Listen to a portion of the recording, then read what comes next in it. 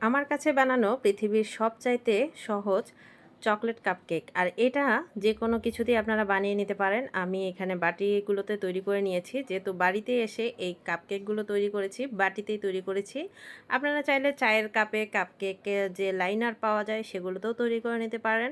এই রেসিপিতে আপনারা চাইলে হোমমেড কাপকেকগুলো সেলও করতে পারেন। আর এই রেসিপিটা এত সহজ, আর মানে ইলেকট্রিক বিটার লাগে না, বেকিং পাউডার লাগে না, হাতে হ্যান্ড উইক্স দিয়েই জাস্ট ইজিভাবে আপনারা এটা তৈরি করে নিতে পারবেন। কাপকেক তৈরি করার জন্য এই তো আমি ডিনারের বড় বড় সেট বাটি সেটগুলো রয়েছিল, সেগুলোই আমি ব্যবহার করতেছি, যেহেতু বাড়িতে এসে এগুলো তৈরি করেছিলাম। আর এই কাপকেকগুলো কিন্তু আমার যে সেলের কাপকেক, সেগুলোর রেসিপি আপনাদের সামনে আমি আজকে শেয়ার করতেছি। বাসায় নরমালি খাবার জন্য তৈরি করলে চায়ের কাপেও তৈরি করে নিতে পারবেন, তবে যেগুলো ওভেন প্রুফ সেগুলো ব্যবহার করবেন। আর এখানে তলানিতে আমি কাপের বা বাটির মধ্যে এখানে দিয়ে দিচ্ছি নরমাল যে কাগজ থাকে লেখালেখির, সেগুলো অল্প করে দিয়ে তারপরে তেল দিয়ে একটু ব্রাশ করে নিলাম, যেন পরবর্তীতে কেকটা উল্টাতে আমার সহজ হয়, ইজিভাবে উঠে আসে। প্রথমেই আমি বাটির মধ্যে নিয়ে নিচ্ছি 2টি ডিম। এখানে ছোট ছোট সাইজের 2টি ডিম ব্যবহার করেছি।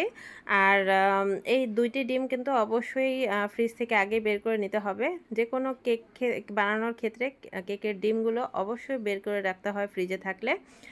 আর ডিমগুলো দেবার পর আমি এখানে দিয়ে দিচ্ছি 1 কাপ পরিমাণ নর্মাল চিনি, রেগুলার চিনিটাই আমি দিয়ে দিলাম। আর চিনির মধ্যে কোনো ময়লা ছিল সেটা বের করে ফেলে দিয়েছি। আর চিনিটা দেবার পর আমি এখানে ব্যবহার করতেছি দুধ। এখানে দুধ জাল করে আমি হাফ কাপ মেপে নিয়েছি। এই তো হাফ কাপের যে মেজারমেন্ট কাপ রয়েছে সেটা দিয়ে মেপে জাস্ট এটার মধ্যে দিয়ে ডিম, দুধ, চিনি একসাথে ভালো করে মিক্স করে নেব, যতক্ষণ না পর্যন্ত চিনিটা ভিতরে একদম সুন্দরভাবে মেল্ট হয়ে আসে। আর চিনিটা কিন্তু মেল্ট হয়েছে কিনা সেটা অবশ্যই আঙুল দিয়ে চেক করে নেবেন, কারণ যেহেতু এখানে ইলেকট্রিক বিটার দিয়ে আমি তৈরি করতেছি না, সেজন্যই অবশ্যই চিনিটা মেল্ট হওয়ার প্রয়োজন আছে, আর সেটা চেক করে নিলেই ভালো।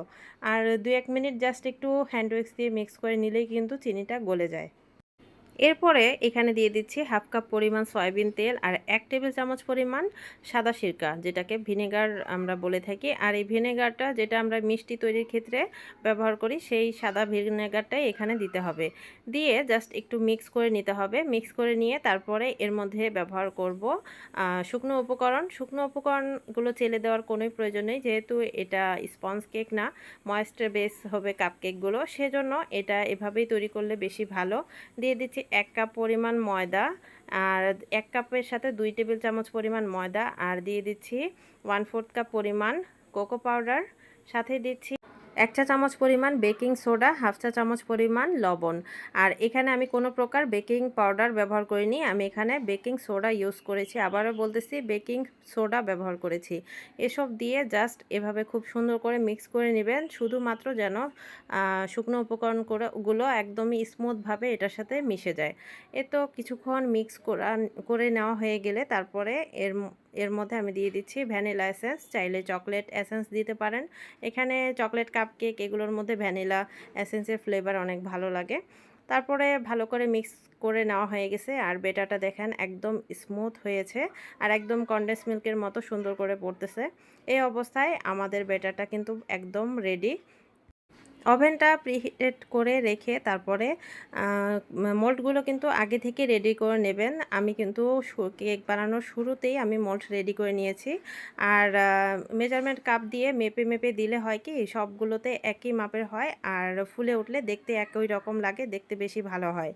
আমি এগুলো বাটি বড় বড় সাইজের বাটি, আর এই রেসিপিতে আপনারা টোটাল 12টা লাইনারের মধ্যে কাপকেক তৈরি করে নিতে পারবেন। যেগুলোতে আমি সেল করি সেগুলো লাইনারে, কাপকেক লাইনারে 12টা হয়ে পুরোপুরি 12টা হয়। এগুলো বাটি বড় বড় সাইজের, তাই আমি এখানে 5টা তৈরি করেছি, যেহেতু এগুলো অনেক বড়, আর ফুলে অনেকটা বেটার এটার মধ্যে প্রয়োজন পড়েছে। আপডাউন হিট অন রেখে 180 ডিগ্রি সেলসিয়াসে এখানে আমি 30 মিনিটের মতো বেক করে নিয়েছি, যেহেতু এগুলো বড় বড় সাইজের। যদি আপনারা কাপকেক লাইনারে তৈরি করেন তাহলে সেক্ষেত্রে 20 মিনিট বা 22 মিনিটের মতো লাগতে পারে।